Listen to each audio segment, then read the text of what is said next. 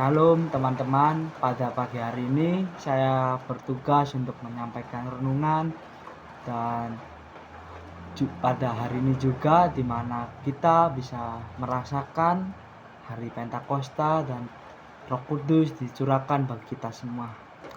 Sebelum kita merenungkan firman Tuhan, mari kita berdoa terlebih dahulu. Tuhan, kami bersyukur pada pagi hari ini kami bisa bangun dengan sehat tanpa kekurangan apapun Tuhan. Ini karena Engkau mengizinkan ini semua di hidup kami. Dan pada hari ini juga Tuhan, kami akan mendengarkan firman dan berkatilah hamba-Mu ini Tuhan yang menyampaikan Tuhan, supaya firman yang disampaikan bisa berguna untuk teman-teman Tuhan. Terima kasih Yesus, haleluya, amin. Halo teman-teman semuanya, pada pagi hari ini tema yang saya sampaikan adalah martir pertama. Kalian pasti tahu kan martir pertama itu siapa tokohnya? Ya, benar, Stefanus. Saya akan menyampaikan bagaimana dia dipimpin oleh Roh Kudus sehingga dia yang dituduh banyak orang, dia dihina dan dituduh yang tidak sampai dibawa ke mahkamah agama dan pada akhirnya dia dirajam oleh orang-orang. Mari kita buka ayatnya, yaitu di Kisah Para Rasul 6 ayat ke-8 sampai ke-12, yaitu tuduhan terhadap Stefanus. Ayat ke-8, dan Stefanus yang penuh dengan karunia dan kuasa mengadakan mujizat-mujizat dan tanda-tanda di antara orang banyak. Tetapi tampillah beberapa orang dari jemaat Yahudi yang disebut jemaat orang Libertini. Anggota-anggota jemaat itu adalah orang-orang dari Kirene dan dari Alexandria bersama dengan beberapa orang Yahudi dari Kilikia dan dari Asia. Orang-orang itu bersoal jawab dengan Stefanus, tetapi mereka tidak sanggup melawan hikmat dan roh yang mendorong dia berbicara. Lalu mereka menghasut beberapa orang dan mengatakan, "Kami telah mendengar dia mengucapkan kata-kata hujatan terhadap Musa dan Allah." Ayat ke-12, dengan jalan demikian mereka mengadakan suatu gerakan di antara orang banyak serta tua-tua dan ahli-ahli Taurat. Mereka menyergap Stefanus, menyeretnya dan membawanya ke hadapan mahkamah agama. Sampai ke situ dulu ayat ke-12, kita berhenti, nanti kita lanjut ke ayat ke-13. Kita tahu bahwa Stefanus adalah orang yang dipenuhi oleh Roh Kudus. Kita semua pasti butuh Roh Kudus, karena Roh Kudus adalah roh pertolongan yang dijanjikan oleh Tuhan kepada kita semua.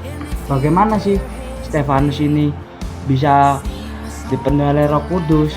Bagaimana juga Stefanus bisa dituntun oleh Roh Kudus?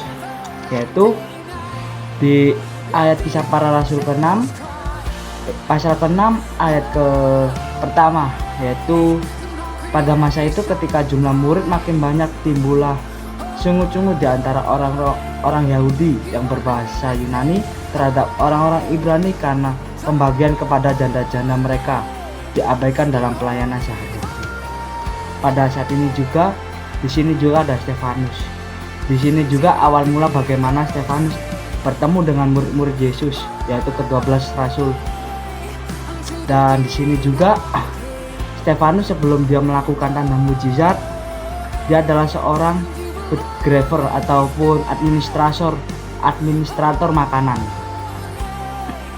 Saya berpikir, bagaimana sih kok Stefanus, seorang yang tidak terkenal pada saat itu, bisa dihabisi dan dihajar, dirajam batu oleh orang-orang. Awal mulanya yaitu pada saat itu juga orang-orang tuh bertemu dengan Stefanus di ayat ke-10, yaitu tetapi mereka tidak sanggup melawan hikmat dan roh yang mendorong dia berbicara. Lah yang ayat ke-10 ini, Roh Kudus itu mendorong bagaimana Stefanus itu bersaksi tentang Yesus, dan orang-orang itu tidak mampu melawannya sehingga mereka melontarkan tuduhan-tuduhan yang tidak dan melontarkan tuduhan yang sangat-sangat dibilang sakit hati oleh manusia itu memang menyakitkan hati. Kita sendiri aja dituduh oleh teman kita sendiri aja kita tidak terima. Ini Stefanus bro, dia jemaat mula-mula, gereja mula-mula pada saat itu. Dan di ayat ke-11, lalu mereka menghasut ke beberapa orang untuk mengatakan, kami telah mendengar dia mengucapkan kata-kata hujatan terhadap Musa dan Allah. Kita tahu semuanya, pada saat itu juga orang Yahudi tidak menerima sama sekali Tuhan Yesus adalah Tuhan dan Juru Selamat. Dan pada saat itu juga Stefanus adalah orang yang dipenuhi Roh Kudus sehingga dia bersaksi tentang Tuhan Yesus Kristus. Dan dia yang pada saat akhirnya kita tahu bahwa dia dirajam oleh batu. Bagaimana sih Stefanus itu dipenuhi kuasa Roh Kudus? Yaitu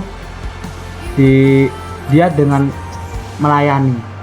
Di ayat pertama pasal ke-6, di pasal ke-6 ayat pertama itu berbunyi, pada masa itu ketika jumlah murid sungguh di antara orang Yahudi yang berbahasa Yunani terhadap orang-orang Ibrani karena pembagian kepada janda-janda mereka diabaikan dalam pelayanan sehari-hari.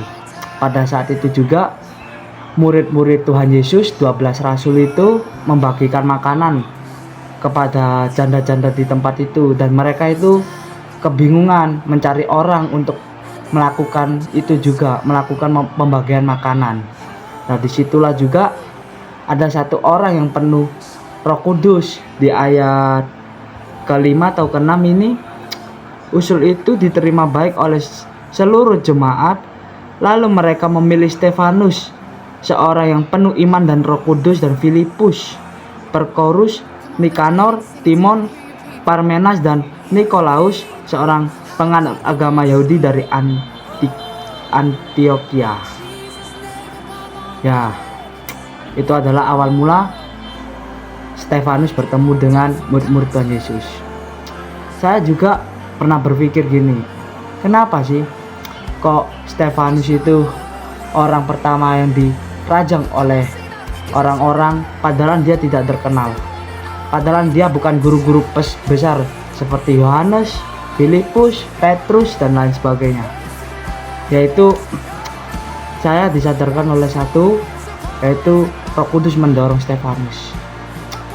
Kita tahu kan pada akhirnya adalah martir pertama di perjanjian baru, yaitu Stefanus. Jadi pada pagi hari ini saya bisa menyimpulkan bahwa beberapa yang harus kita contoh dari Stefanus, yaitu ada 2 poin.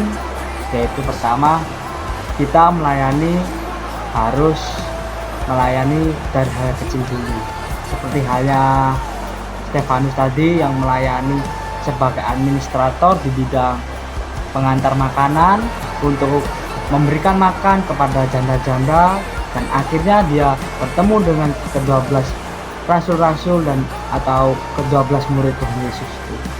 Yang kedua, kita melayani tidak harus menjadi terkenal dahulu bisa melayani. Dan pada di sini saya akan tutup renungan kita di dalam doa.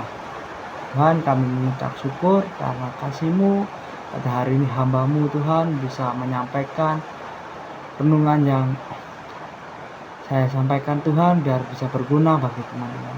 Terima kasih Yesus. Haleluya. Amin.